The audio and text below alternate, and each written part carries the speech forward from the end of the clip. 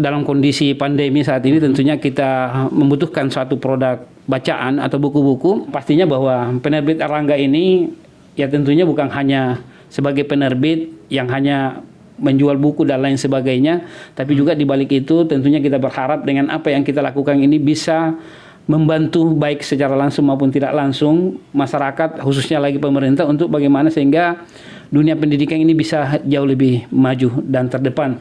Ya bukan hanya di lingkup ASEAN, Asia, tapi ya bagaimana kita bisa bersaing di level internasional.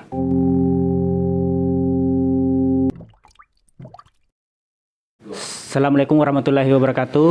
Selamat bertemu kembali sahabat Harian Ujung Pandang Express dalam podcast kita kali ini di channel Harian Ujung Pandang Express.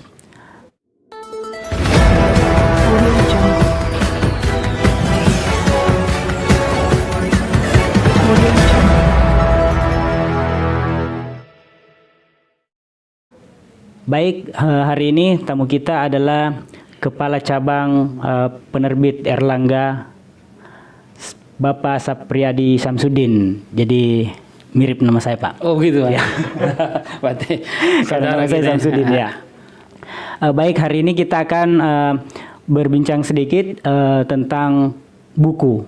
Karena buku ini adalah jendela ilmu pengetahuan, maka hari ini kita akan mengupas sedikit buku-buku apa saja dan upaya-upaya apa saja yang dilakukan oleh penerbit Erlangga di dalam membudayakan atau memasyarakatkan literasi di daerah kita ini. Apa-apa yang dilakukan oleh penerbit Erlangga di dalam menghadapi era digitalisasi sekarang ini. Ya, terima kasih Pak Samsudin ya juga namanya. Ya. Berarti orang tua saya berarti Pak Samsudin, Pak ya. Ya, terima kasih Pak Samsudin. Jadi adapun untuk saat ini di era digitalisasi ya memang mau atau tidak ya kita wajib untuk mengikuti, dan memang dengan era ini tentunya semuanya bisa cepat untuk diakses dan lain sebagainya. Kemudian terkait dengan hal-hal yang kami lakukan di era digitalisasi saat ini ya tentunya kesiapan kita yang matangkan untuk bagaimana dalam hal produk-produk digital itu memang betul-betul kita siapkan dengan baik. Dan untuk saat ini memang produk digital kita di Erlangga cukup variatif dan semua segmen pasar kita sudah memiliki buku-buku digital, Pak.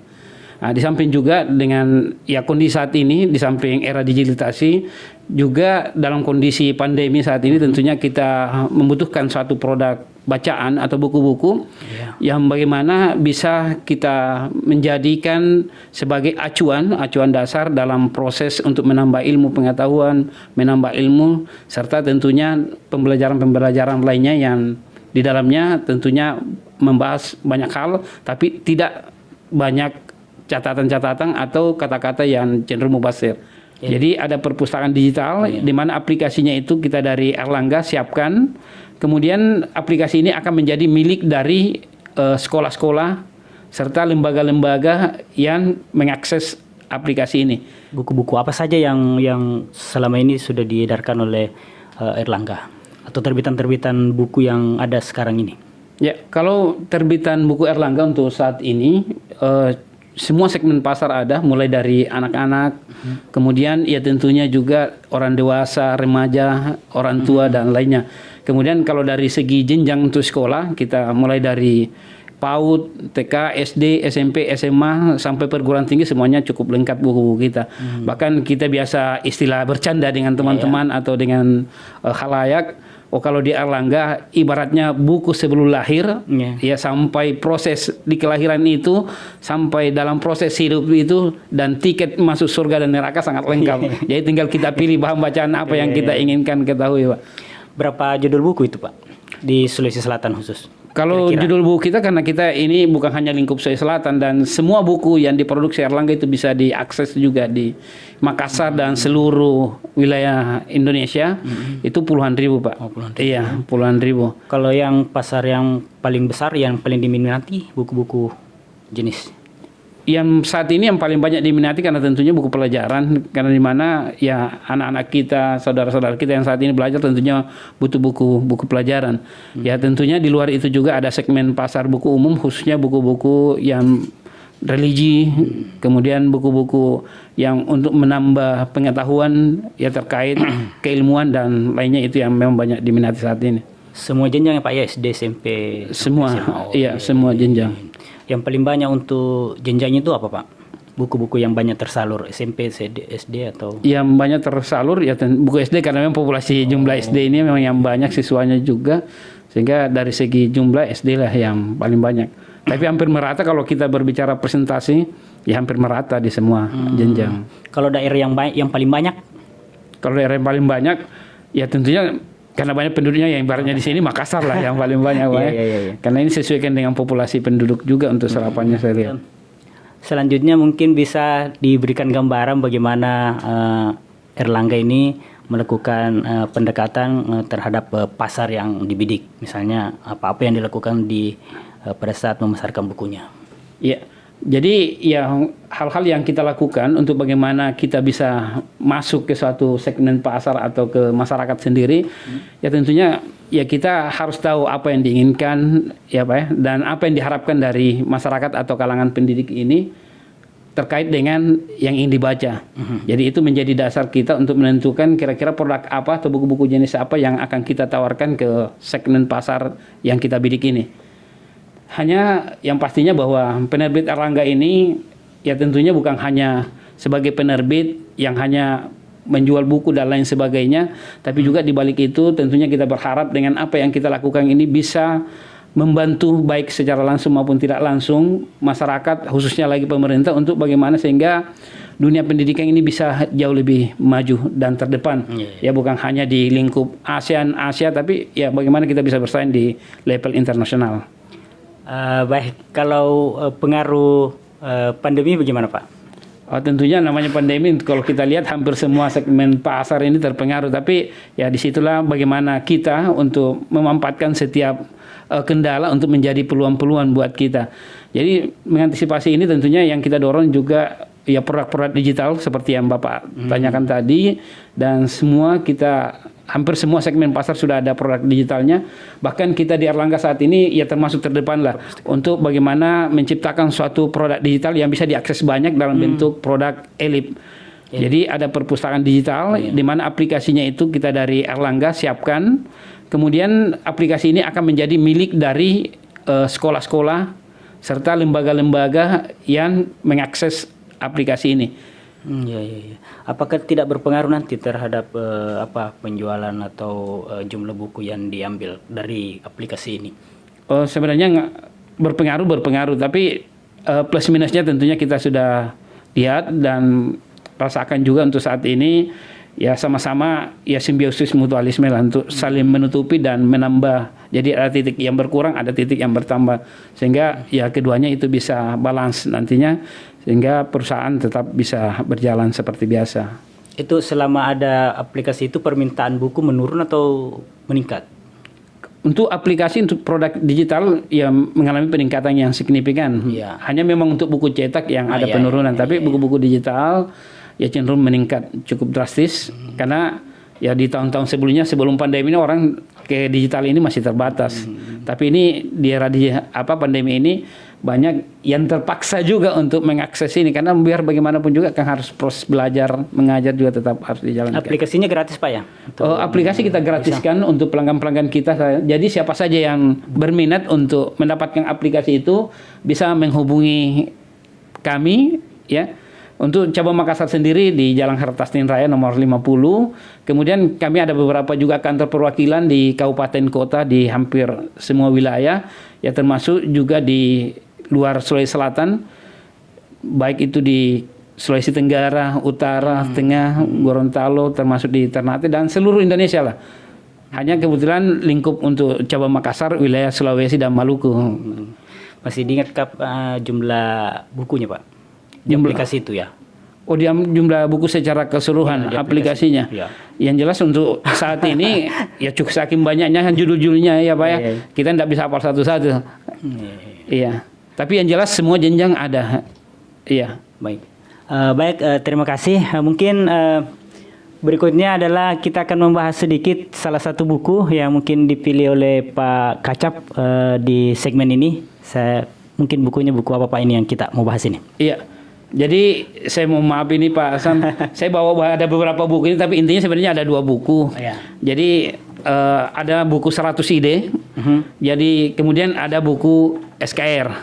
Buku Bisa 100 tunjuk kapan Pak? Iya, jadi buku 100 ide ini contohnya kecilnya ya, 100 ide untuk guru pelajaran sains menarik.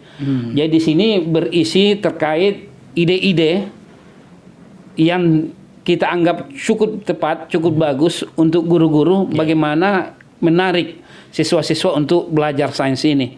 Ya contoh salah satunya misalnya ya dalam proses pembelajaran di sekolah itu kan belajar sains tentunya terkait dengan nilai. Tapi jangan sampai nilai itu yang menjadi penghambat untuk anak-anak tahu lebih banyak. Jadi di sini ya diarahkan ya semacam satu metode-metode pengajaran yang bagus sehingga anak-anak bisa tertarik tanpa menghilangkan ya hak-hak dan kewajiban daripada anak sendiri untuk mendapatkan nilai, termasuk ya hak-hak juga untuk bagaimana bisa belajar dengan lebih banyak metode-metode dan bisa dipahami. Pengarangnya siapa lagi Pak? Ini pengarangnya Ian McDade. Oh iya. Ya, jadi ini semuanya dikarang oleh pengarang-pengarang yang cukup terkenal dan yang memiliki kualitas yang sudah tidak diragukan lagi. Sekarang yang bukunya dipakai, sudah ada yang pakai? Iya, ini sudah dipakai di seluruh Indonesia, Pak Hasan. Jadi buku ini sudah dipakai seluruh Indonesia dan ya termasuk juga buku bestseller yang diminati banyak guru. Ya, dan bukan hanya guru-guru, tapi termasuk juga orang tua, ya siswa sendiri untuk bagaimana bisa belajar lebih. Karena tentunya dengan menambah informasi-informasi dari buku-buku ini, yakin ya masyarakat kita, guru kita, ya termasuk anak-anak kita sendiri tidak akan pernah rugi. Karena ini berisi terkait metode-metode yang sangat efektif, yang kita anggap sangat efektif untuk bagaimana kita berlakukan di dalam proses belajar mengajar itu sendiri. Kalau yang satu Pak? Kalau ini buku SKR, ini ya ibaratnya seri kuliah ringkas. Jadi sini ada beberapa terkait bagaimana belajar ya atau kuliah, tapi sebenarnya ini namanya kuliah tapi ini juga untuk siswa Pak.